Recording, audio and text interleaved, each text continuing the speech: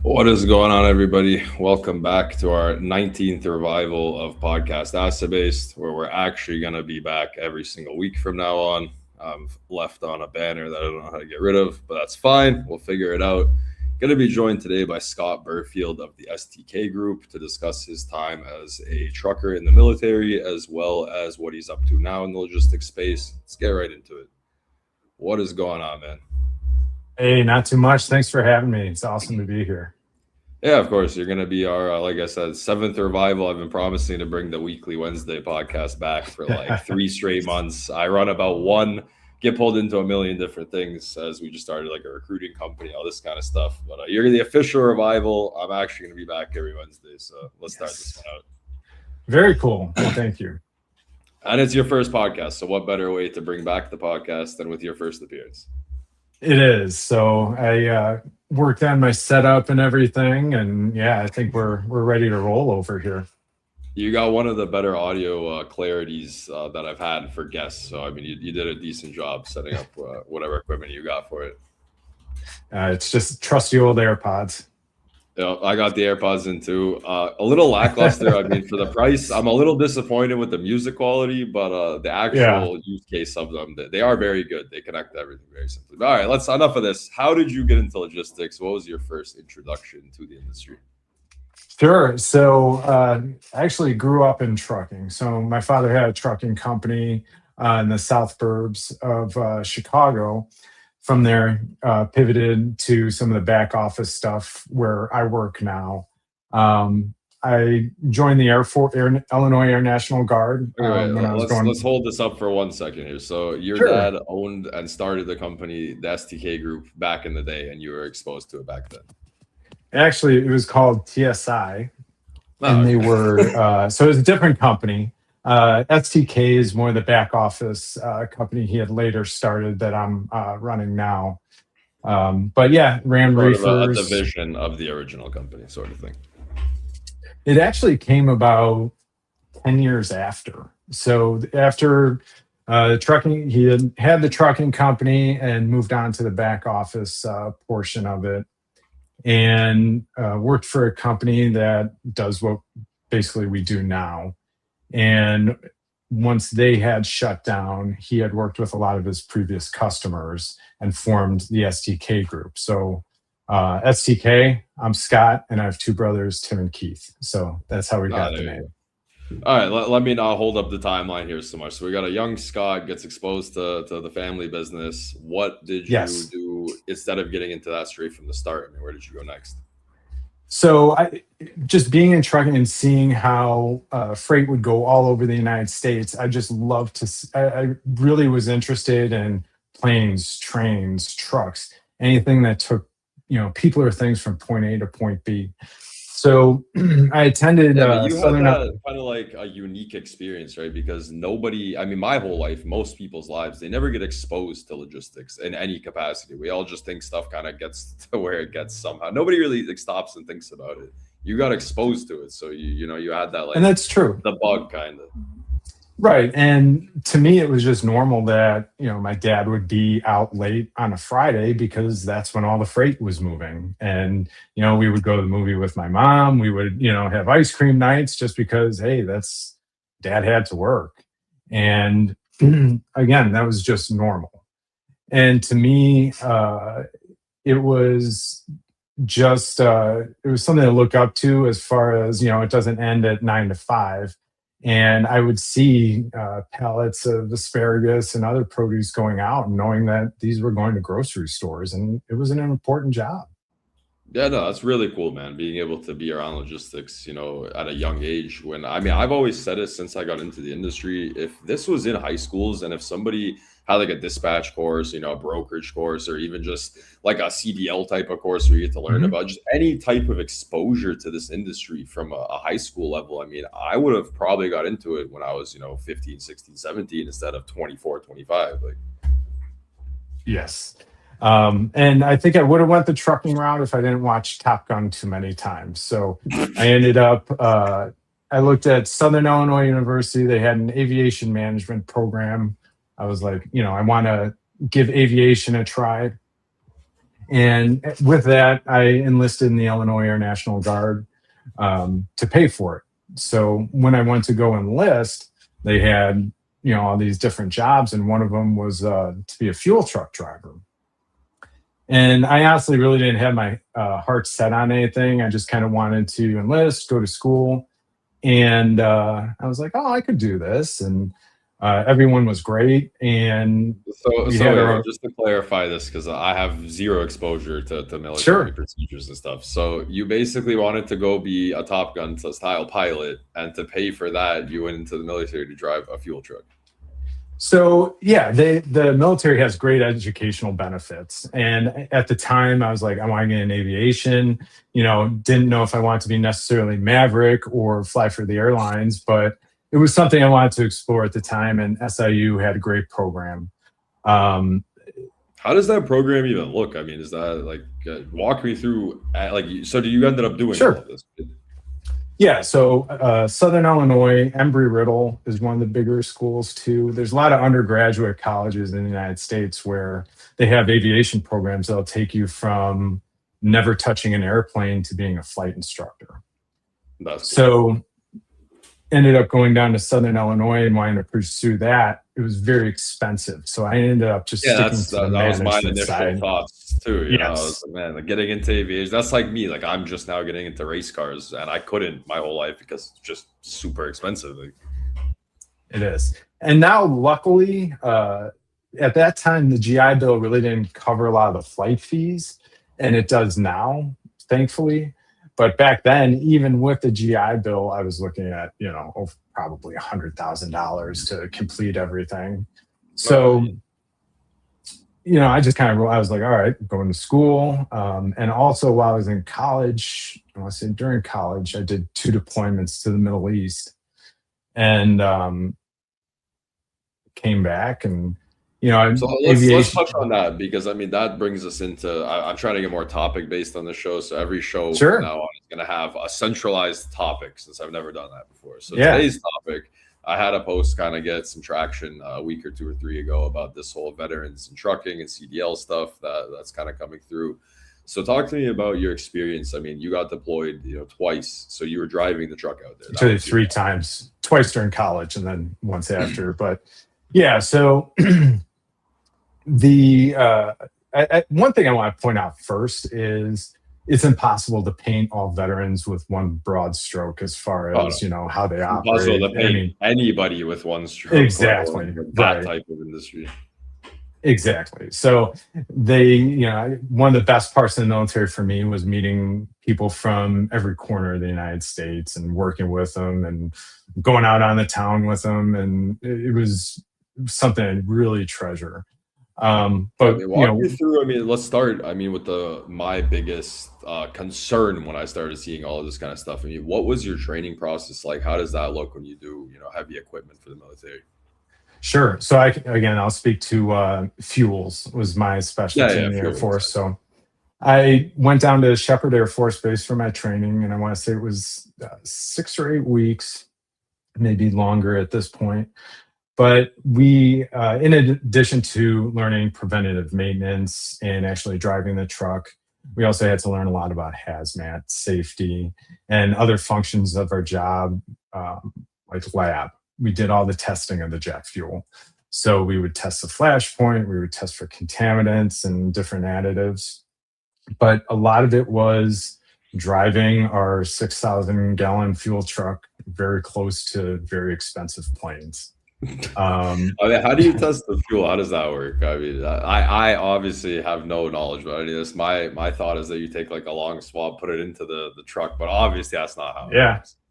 So yeah, we the fuel that I want to say by the time in the military fuel hits the skin of the plane, it's been filtered like 6 or 8 times.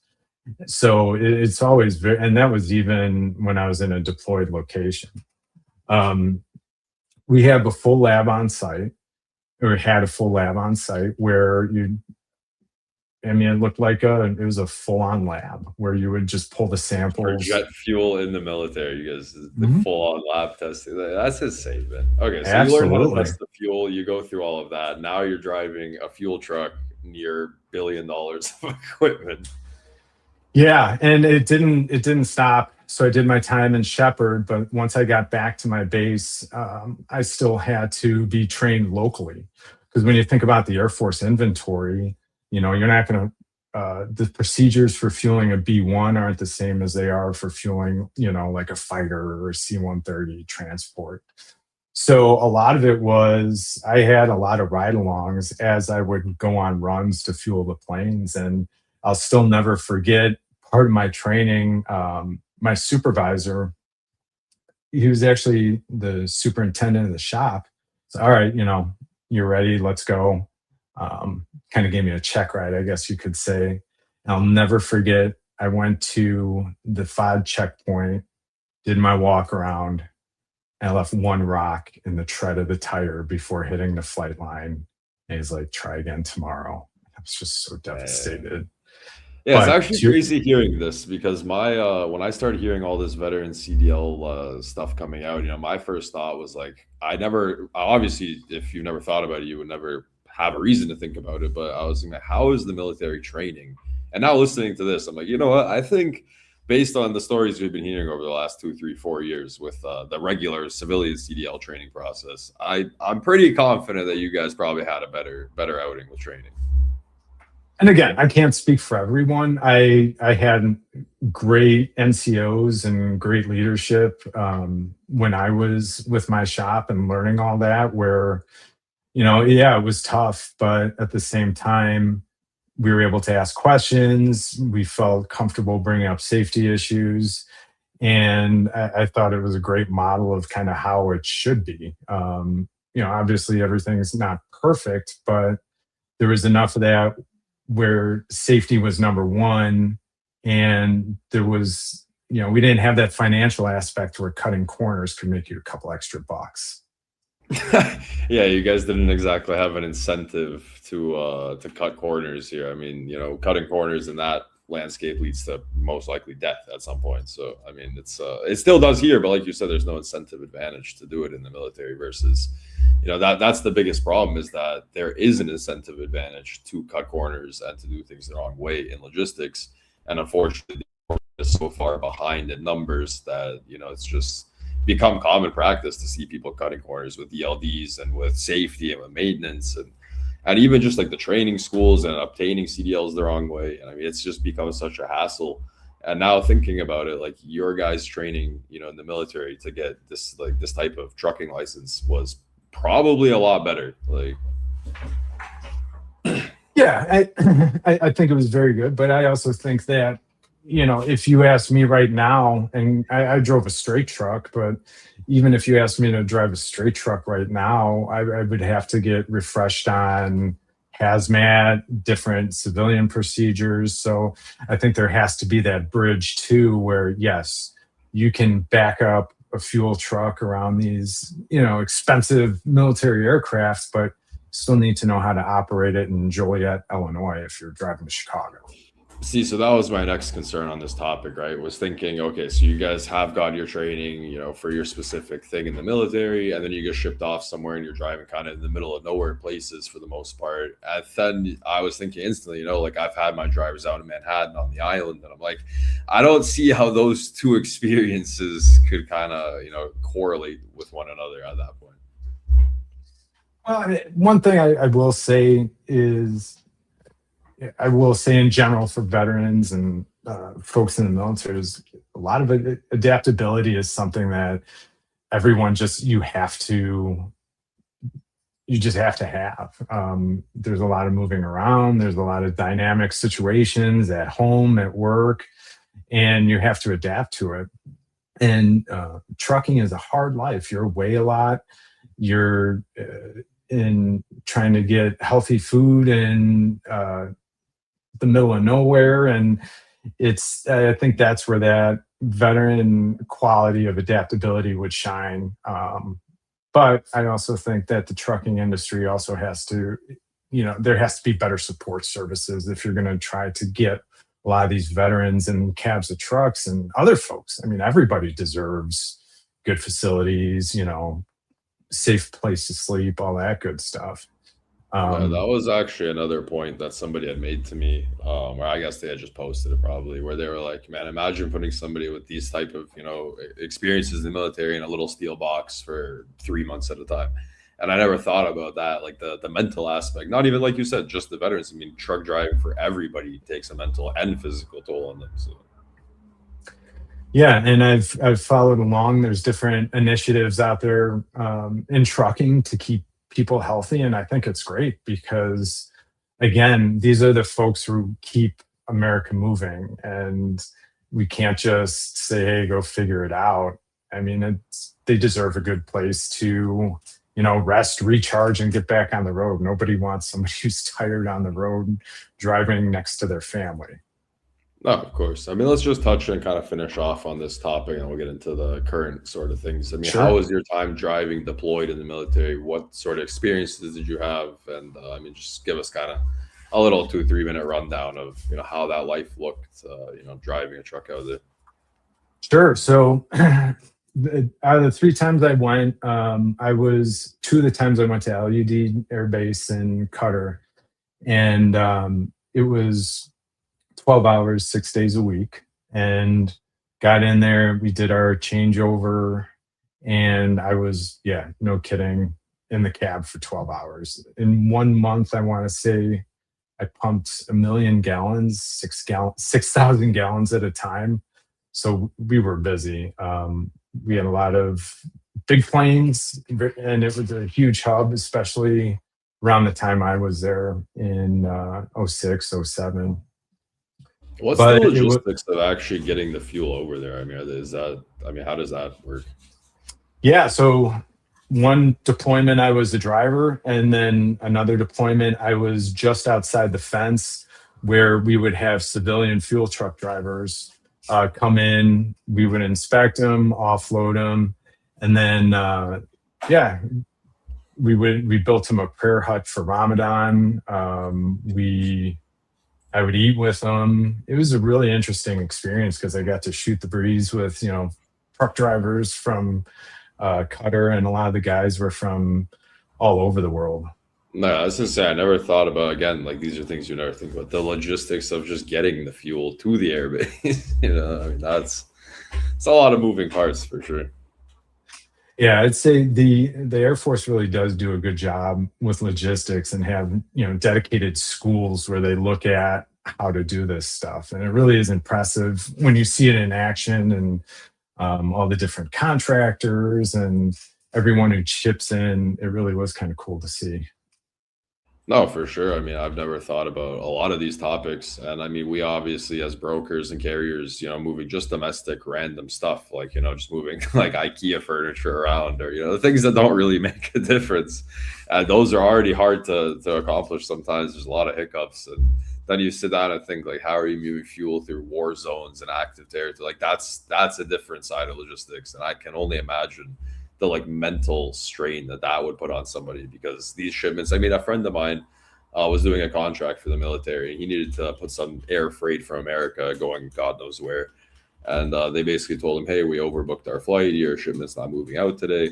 And he explained the story to me. He goes, listen, man, like the U.S. military is not going to be happy if I go back and tell them my stuff is not moving today. Like their stuff is not moving today. And I mean, just the mental side of that type of logistics got to be crazy. Well, the toughest logistics challenge I saw at LUD was Qatari Customs didn't let any tobacco on the base for 2 weeks, and that was a very rough 2 weeks. Yeah, I can imagine. There was a lot of angry people. Yeah. So, all right, man. I mean, let's wrap up with this whole military thing. Sure. I mean, obviously, you went through it. It was a life experience. You learned, how to drive heavy equipment, and any kind of closing thoughts there about this whole, getting veterans into trucks thing. Yeah, I think it's a good option. Like I said earlier, if I would have had the chance and I was within that window to get hooked into the CDL, it definitely would have been something, I would take advantage of. When you look at it, there's almost always, CDL jobs where it can either act as a bridge or a new career. I think that it's a good option for a lot of people, and but it's not for everyone. But I like anything that, especially with this trucking initiative, anything that can help out veterans. Hey, I think it's a win. No, of course, and you can't argue with that. I don't think anybody on planet Earth would argue with helping our veterans get, jobs and support and things that they need to get back, when they get back from those situations. So I think it's definitely something. Like I said, that post went kind of viral a little bit, and I was getting flamed because I kind of made like a joke on the post title, but I was more so posting it because I woke up, saw a kind of clickbait headline, and I was like, I want to like learn more about this, and then I just started getting roasted for like asking questions because I don't understand anything. And I guess on LinkedIn, you're not allowed to say, "Hey, I don't understand something. Can you guys help me out with it?" No, that's not allowed. You have to be an expert all the time about everything, I guess. I applaud you for asking questions, because there's so many people who just they'll run with a different view of it and not really know what's going on. You're right. There was a lot of clickbait there, and Oh yeah, heavily. there's nothing wrong with saying, like I said, if there has to be, you can't just give them the CDL. Maybe there has to be some sort of bridge just to make sure we're operating safely, on civilian roadways. No, that's what I thought. I mean, I woke up, saw the headline like veterans now instantly get CDLs. I was like, nah, I can't be how that works. There's just no way. So, No, yeah. anyways, we've learned a don't think lot. so. I've learned a lot. I appreciate your kind of firsthand experience getting us through the training process that you went through and just kind of hearing about that. But now it's time, officially time. Let's get into STK. Let's get into what are you doing now, and when did you get back into logistics after your whole military kind of situation ended? Sure. So I actually, after the military, spent 15 years in the airline industry. I managed everyone from sky caps to flight attendants. So did that. Ended up getting my I mean, MBA. you say managed for 15 years and just did that. I mean, let's touch on that for at least a minute or two. Sure. I mean, what was that job? I mean, that sounds already like you wanted to be in aviation. Now you ended up in aviation. So what did that job look like? Yeah. So graduated from SIU and put in applications, and this was in 2007.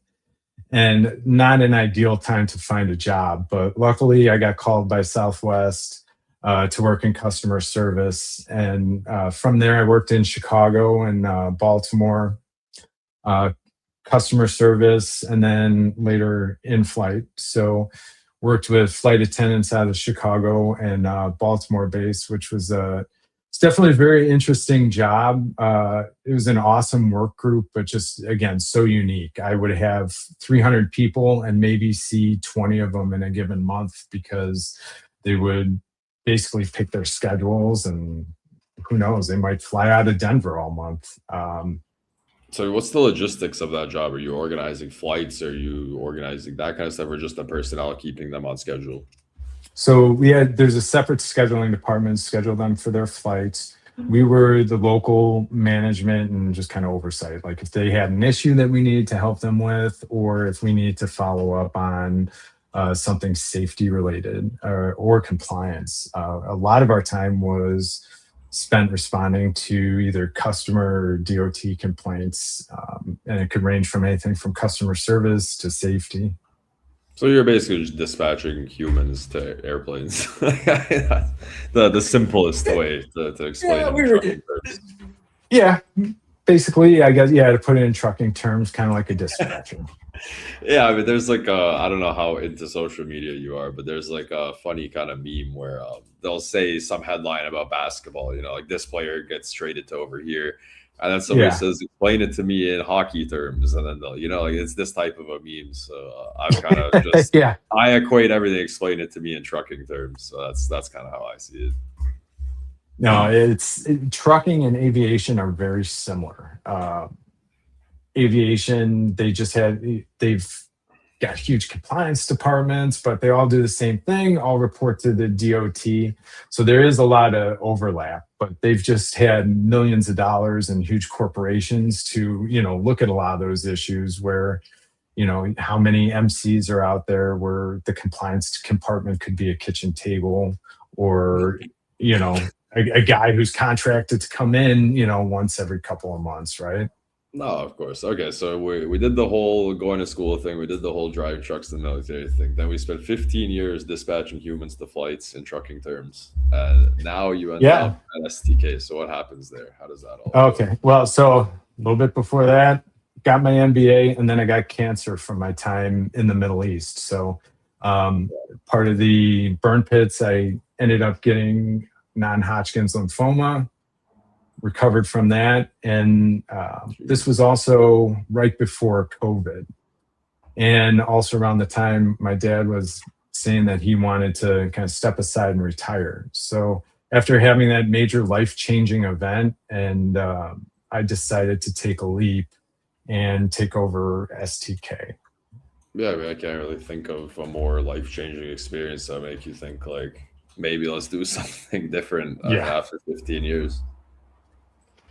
It was time for a change. And, as I started really kind of digging into STK and the mission, this was all stuff that I'd done as a frontline manager with handling payroll, HR, and workers. So, I mean, for everybody stuff. listening, I mean, take us through kind of like the elevator pitch of STK, and then we'll get more into the nitty gritty. I mean, what do you guys offer? What services? Who's your ideal client? All of this kind of stuff. Sure. So we work with mostly warehouse and trucking companies. I would say between 50 and 150 trucks are kind of like our sweet spot. And what we do is all the back office stuff we take off your back: payroll, benefits, HR, workers' comp. So a lot of the people that we work with will say, "Hey, I need like half a payroll person," or I need half a safety guy. So what we do is I need enter into. half a safety guy. Well, when you look at it, you hire a safety guy, $100,000 or so, or $60,000 to $100,000. You're not sure it's going to work out. And what we do is the company that you enter into the co-employment agreement with, think of them as almost like an ADP, but for trucking. So we have a couple of these companies that we work with who won't look at you cross-eyed when you say FMSC or DOT, or you start talking about drug tests. They know it. They work with trucking companies, so they, you don't have to worry about hiring somebody and praying that they're going to work out. You have that safety department in place, set It a always HR made me department in laugh place. actually because I never really noticed how I had a podcast once with a trucking accountant, and then I have a separate carrier defender business with my partner who's a trucking lawyer, and I never realized until like 2 years ago. You have all these people that do all these jobs, right? So you have an accountant that knows accounting, but they don't know anything about trucking, and then you have all these other industries where it's the same exact job, but how much more, like you said, how much easier is it working with somebody that knows what a POD is, what a VOL is, what a backhaul is? Like, how much easier is it to do these jobs with people that have actually been around trucking also? Yeah, I mean, you're absolutely right. One of the things that we see a lot of times is truckers are their payroll withholding is completely messed up because per diem and that a lot of people aren't used to working with it. So when that pops up on payroll, sometimes it'll get taxed when it shouldn't, and how do you know? But what we do is we pair you with a dedicated company who, okay, hey, this is per diem, they work everything out. So you're not spending hours on something that makes you zero money and has some very real consequences if you screw up. Oh, of course, man. I think when we had our initial phone call, I always said I've always had a professional accountant. I don't know anything about accounting. Same. I don't want to end up having some issue because I checked one wrong box somewhere. I mean, accounting, anything to do with dealing with the government paperwork, like that is stuff I will always pay somebody else to take care of. Exactly. I'm the same way. Attorney, accountant, even I have somebody do my payroll.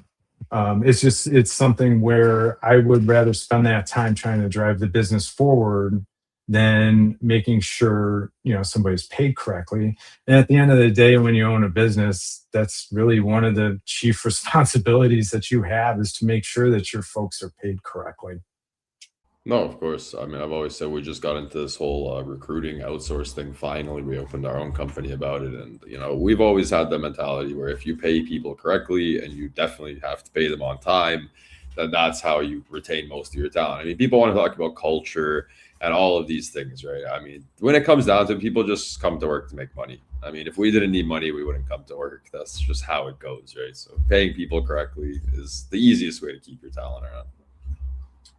Right. And we like to look at it from a holistic point of view where you get the pay right, decent benefits, that's going to drive retention, especially as they're looking at rule changes that are reducing those pool of drivers.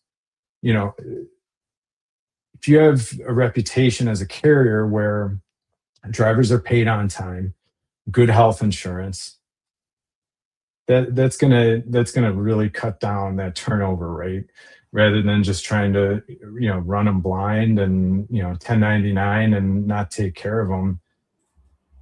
I don't know. That's just my 2 cents.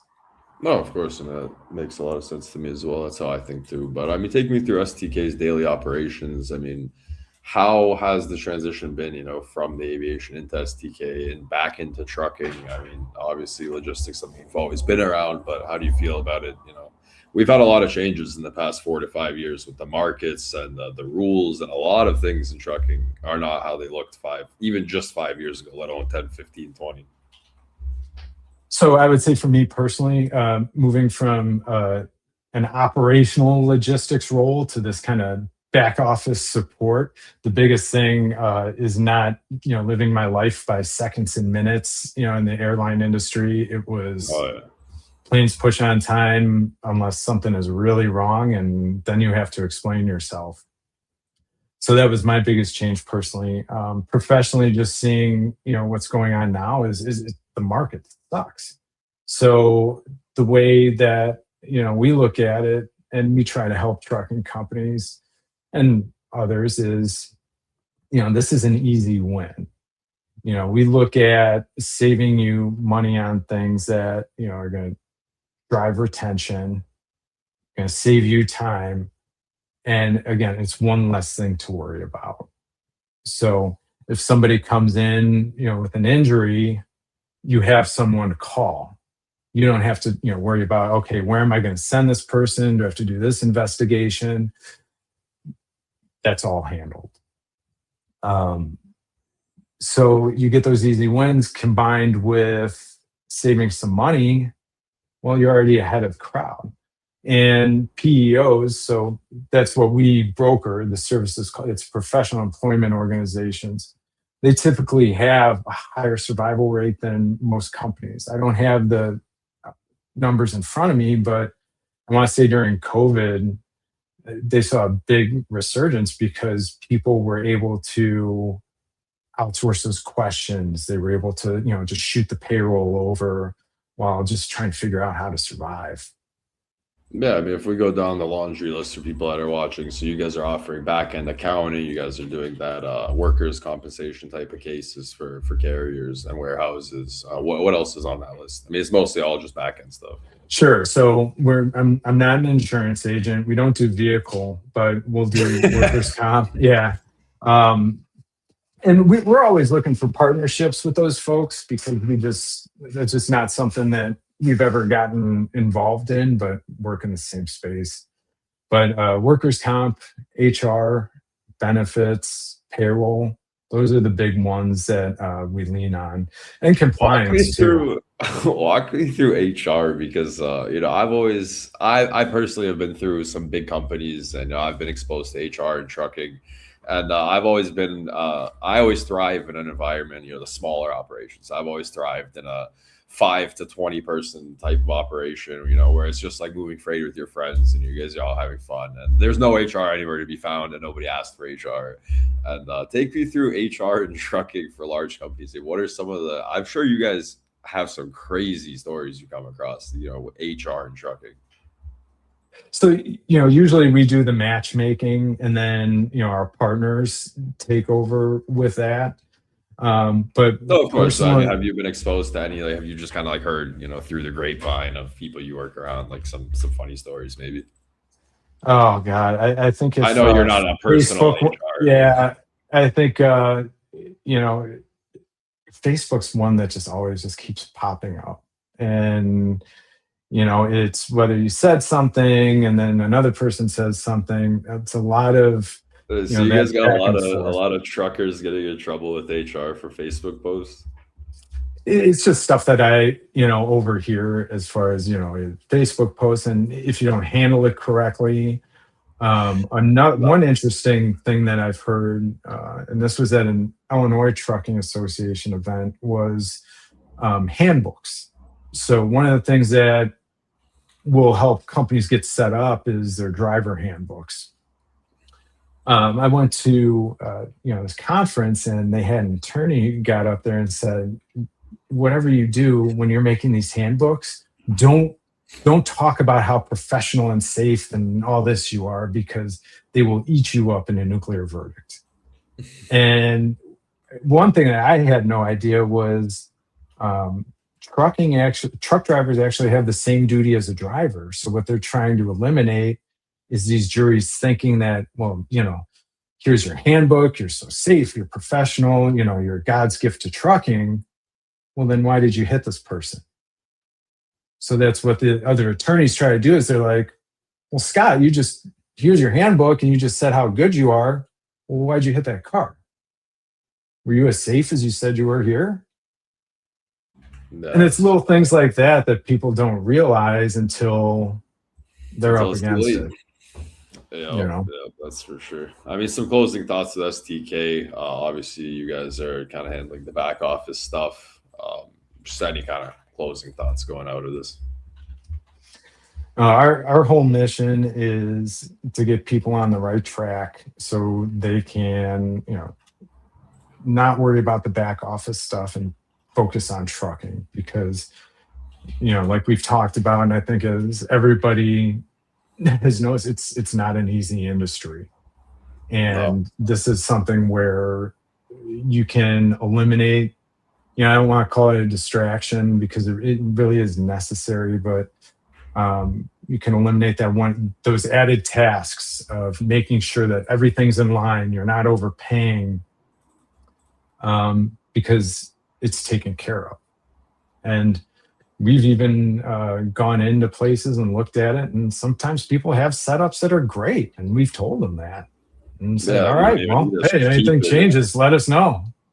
So I'm gonna hit you with a hard question, man. Just as we sure, wrap up the show, it just kind of came across my thought as well when you said that. Like, what's your personal? Nah, it doesn't have to be SDKs. Just your personal sure. view on the use of AI and introduction of AI into trucking. I mean, I always say every time because we just opened an outsource company, right? And I've been hearing like my DMs got flooded with, "You guys are stupid. You guys are gonna lose all of this to AI. Like, what's even the point of trying?"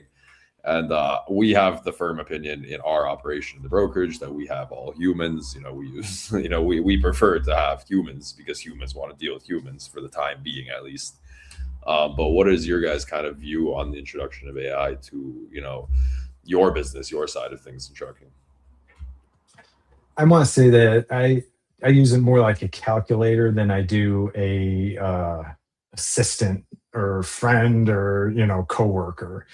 It has very definite tasks, and it has saved me a lot of money and time as far as just completing things that were just kind of redundant. I think it's very easy to spot an over reliance of it, so we kind of pull back and don't uh, lean too much into it. Like I said, it's more of a tool to help Just streamline another tool things, in in the my opinion. toolbox. Yeah, and it can be good or bad. And I think we're going to start to see a separation of people who Yeah, divide. overly rely on it. And that's People why, are just gonna efficiently use it. yeah, they're just putting it out there just because they can. And it's, a lot of volume. But, to kind of even go on another tangent, I think that's why we might see in-person networking kind of make a resurgence, especially after COVID. And now we're getting hit by, some people with a lot of AI slop. It might just be nice to hang out with people and, see and just have a conversation.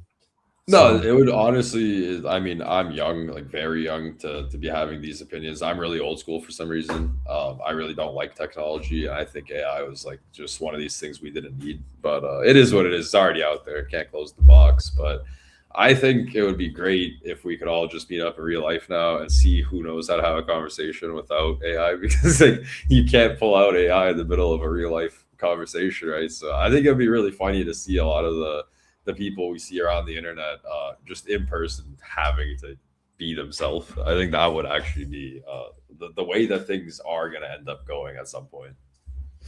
oh yeah, absolutely. And I maybe could use this opportunity to plug. I'm working with an organization called Veterans in Supply Chain, and I'm trying to put together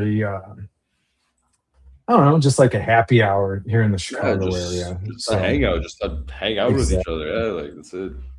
just put some money on the bar and just have people stop by, and the whole goal being just some networking and No, I'll like you help you out with talked that about too. I know earlier.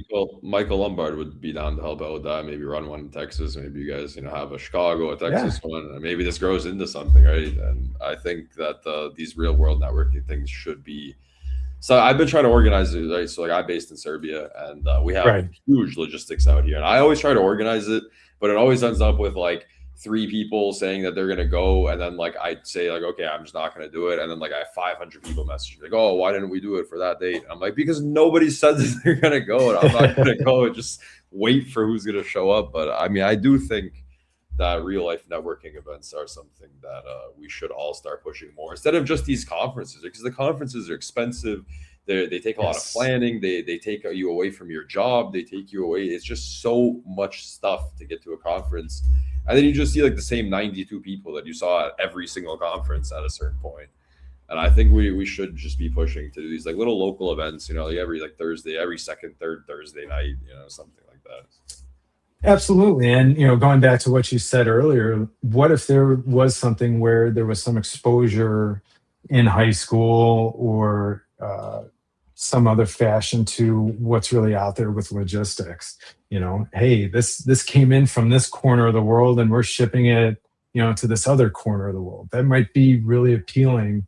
And To I so know many people that just didn't have it as an option, right? I mean, I was exactly. I was good at school, but I didn't like school, and I had to really try subjects that I didn't like. But like I met a kid the other day. He's like 13 years old at one of our car events. He was a photographer, and I was like, this kid's like he's our kid. He's like 13, 14, but he's doing the filming for the car stuff for us. And then I ended up talking to him. He speaks perfect English. I'm like, hey, like if I was you right now, I would just go get into trucking. Like it's really good. You know, it's like I might have changed the course of that kid's life without knowing it. But I think high school should have some exposure to logistics. I think it would have, because all it is now is like people don't know what they want to do. They go to university, and then all of a sudden, like Arrive Logistics, TQL, Echo, all of a sudden they just start getting bombarded with brokerages and logistics. Yeah. But they're already in university, and it's already like somewhat too late, at that point. And that's, and the reason I mentioned that is that's one of the goals I think of this veterans and supply chain is to bring that awareness. And, maybe a veteran doesn't want to drive a truck, but they might kick ass in the operation, like in compliance and making sure everything, or brokerage. Yeah. And so I think, it's just another way where we could kind of spread the love of what logistics is really about. And especially us here in Chicago. I mean, you can't throw a baseball and not hit something that's related to trucking, rail, drayage, any of that. No, yeah, Chicago's definitely, I would say, I always say this to my Serbian friends, man, I laugh so hard because it's like I have more friends in Chicago than I do anywhere else in Europe. Like, I just met them all through, like Chicago is the place to be when it comes to trucking for sure. Oh, yeah.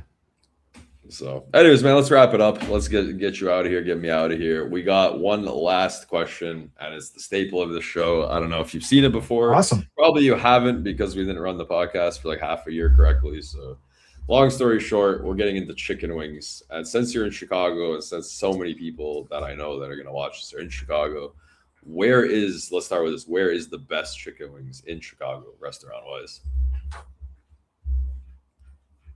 I'm trying to think. Now, if you asked me about a hot dog place or a Greek place, I could get you, but chicken wings, that's the one that's kind of getting me. But you just don't eat them a lot, or you just don't know where to get them? Is that like where are we at with the chicken wings? I just haven't had them in a while, to be honest with you. But when I was on the East Coast, I went to school in Wilkes-Barre for a year, and they had all these little pizza places. And they would just look like a house. And you would walk in there, and each one of those pizza places had the most phenomenal wings. And then I had a friend who lived in Binghamton, and I went up there, Binghamton, New York. And peanut butter wing. I mean, it was also peanut butter wings all the way to the hottest wings I've ever had. I mean, that's the Mecca right there. So, we could talk about other things, but I don't think Chicago. We have a lot of good food stuff. Let's keep you out of the fire, and I mean, you might have put yourself in there saying it's just not it, but let's move on from that. Let's go to the chicken wing order. So this is the staple of the show, man. Chicken wing choices. So, are you getting drums or flats? Oh, I won't specify. You have to, man. You got to pick one. Oh, I got to pick one? Oh, in that case, drums. Drums, okay. And then we're going breaded or non-breaded? We'll go naked. Okay. And blue cheese or ranch for the dipping sauce? Blue cheese. There you go. All right, man. So that's not too bad. I mean, I prefer. You're not going to no celery or carrots? Oh, no. I mean, you're getting your celery and carrots. I mean, if you serve somebody wings without celery and carrots, you should just be put in jail. I mean, yes. I mean, in Serbia, we have chicken wings out here, but they have no celery, no carrots, no dipping sauce. And usually they don't even put a sauce on them. So chicken wings are tough to do out here.